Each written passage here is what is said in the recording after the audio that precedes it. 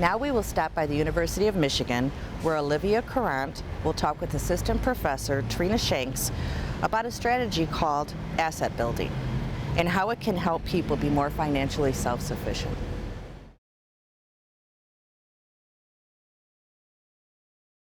My name is Trina Shanks. And Trina, what do you do here at U of M?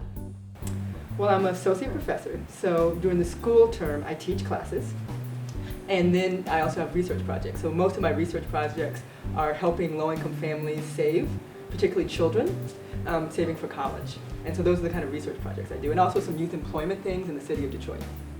So what is asset building for someone who's never heard of it before? Well, asset building is strategies for helping people to accumulate assets and build wealth over time.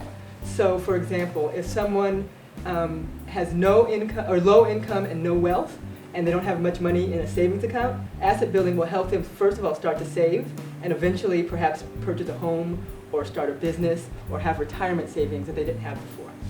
Tell me some of the basic strategies behind asset building to get people to save more and build wealth. Well, oftentimes it starts with financial education classes to help people learn how to budget their current resources better. But then once people realize that they can save and they don't have to spend everything that they have, oftentimes there are incentives for people to save more for particular purposes. So oftentimes whatever people are able to save, it's matched 2 to 1 or 3 to 1 or 1 to 1. So for every dollar they may get an extra $1 or $2 to help them reach their savings goal more quickly. What is an IDA? Well, an IDA is an individual development account. So individual development accounts are kind of short-term, usually 3 to 4 to 5 years depending on the program, saying that we will match whatever money you save 2 to 1, 3 to 1, sometimes as high as 5 to 1, but usually a 2 to 1 match is the typical one. So for every dollar you save, you get $2, and as you save money over time, usually there's a limit of maybe $2,000 or $3,000. But once you save that, we'll match everything you do, and that'll help you reach your asset building goals more quickly. The most popular use has been home ownership. So you quickly have a down payment for your home. If you save $3,000, you have a $3,000 match. It's $6,000, but for most people, they aren't as likely, particularly low income, to save on their own. How do I get an IDA? I can't just walk into a bank and ask for one, right? Well, usually they aren't offered directly by banks. They're usually, IDA accounts are usually offered by community-based organizations.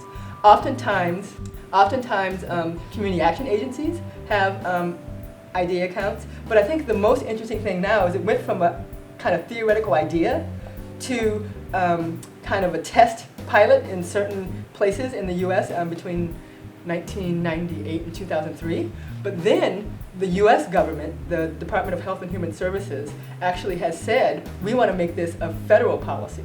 So now, if someone at a local level wants to offer IDA accounts for their community, they can apply to the Assets for Independence program and get a grant to provide IDA accounts in their communities.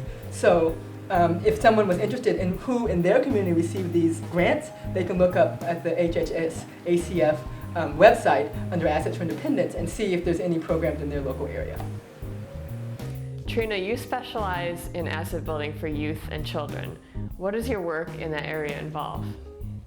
Well, my work has been kind of in 2 different areas. So one has been doing empirical research using national representative data to see if households that have wealth and assets, if their children do better. And so the research has showed, particularly on test scores and on the likelihood of graduating high school and go to college, families that have more assets, their children do better academically. So if you look at a low income, a middle income, and a high income household, their vocabulary scores, so for low income it might be right here about 300, for middle income it might be right here about 700 words, and for higher income it's like 9,000 words. And so as early as 2 or 3, children start to get behind even before they're in school.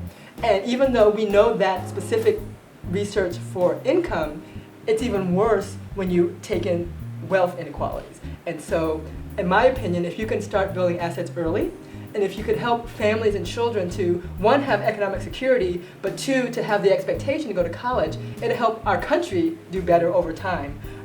So not only are people less likely to live from paycheck to paycheck and have an emergency kind of throw their economic situation asunder, what you can do is you not only have more economic security, but you have children with more stable lives over time, which makes it more likely for them to do well in school and to go on to college and to be productive citizens.